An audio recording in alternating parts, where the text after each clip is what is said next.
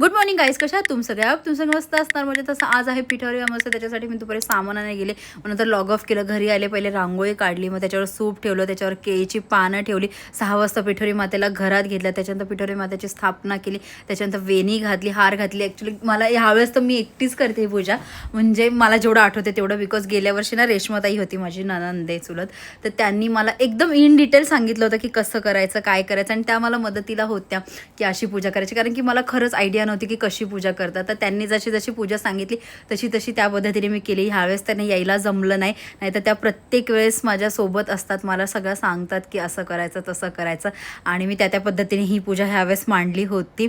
आणि त्याच्यानंतर आम्ही आरती केल्यावर मग नारळ फोडला तो ते फोडला, आणि मी नैवेद्य म्हणून मोदक आणले होते ते दाखवले. आणि त्याच्यानंतर मग आज स्पेशली ना वालाची भाजी केली जाते असं मला अस्मिताताईने सांगितलं होतं.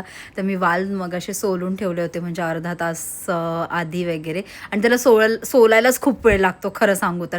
पण ही मी वालाची भाजी फक्त कांदा आणि टोमॅटोवरच बनवणार आहे. सोलायला वेळ लागतो पण खायला टेस्टी लागते ही भाजी, प्रश्नच नाही. पण मी याच्यामध्ये काही खोबऱ्याचं वाटण किंवा मसाला असं काहीच टाकणार नव्हते, फक्त आणि फक्त कांदा टोमॅटो आणि आपला कोळी मसाला आणि लाल मिरची पावडर, बस दॅट्स इट.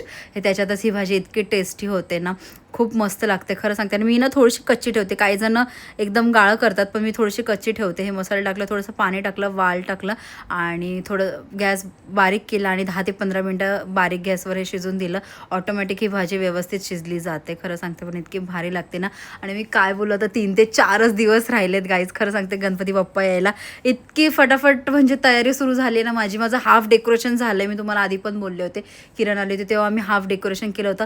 माझं आता हाफ राहिले, मला सुचत नाही आहे. म्हणजे मी पुढे ना अशी थोडीशी फुलं लावली होती, मी अजून रिव्हील नाही केलं आहे, मला माहिती आहे, पण ते आता सूट होत नाही मला असं वाटते, तर मी ते काढणार आहे आणि काहीतरी वेगळं लावणार आहे तिथे. म्हणजे इतकी गडबड चालू असते ना, मी म्हणजे काम करता करता मध्येच ब्रेक टाकते, आणि ब्रेकच्या टायमामध्ये मी डेकोरेशनचं करते, आणि काम करता करता मी जेवण करत असते, म्हणजे जेवते वगैरे, कारण की माझ्याकडे वेळच नाही आहे तेवढा. म्हणजे सगळं करायचं फटाफट तर होऊन जातं, काय नाही. पण आता गणपती बाप्पा येणार आहे, तेवढं एक्साइटमेंट पण आहे मला की कधी येत आहेत कधी नाही, आणि कधी माझं डेकोरेशन पूर्ण होईल. तर होईल लवकरच, आता मी तेच होप करते. त्याच्यात एक क्यूट छोटीशी मुलगी आमच्या घरी आली होती, तिला प्रतीक सांगत होता असं पाय पड असं पाय पड, तिला फक्त चॉकलेटच पाहिजे होतं. आम्ही दिलं चॉकलेट, तिला पण ती पाय पडायला समाधान. नंतर तिला बोललं जेवते का, जेवली पण नाही, लगेच गेली. त्याच्यानंतर आम्ही जेवायला बसलो. मस्त अशी ही वालाची भाजी रेडी होते, तुम्ही बघू शकता. हे असे एकदम गाळ नाही होत बघा, अख्खे अख्खे म्हणजे वाल राहतात, आणि इतकी भारी लागते ना. तुम्ही नक्की एकदा ट्राय करून बघा, इतकी टेस्टी होते ना खरं सांगते. That's it for video. Okay bye guys, उद्या भेटू. Bye bye.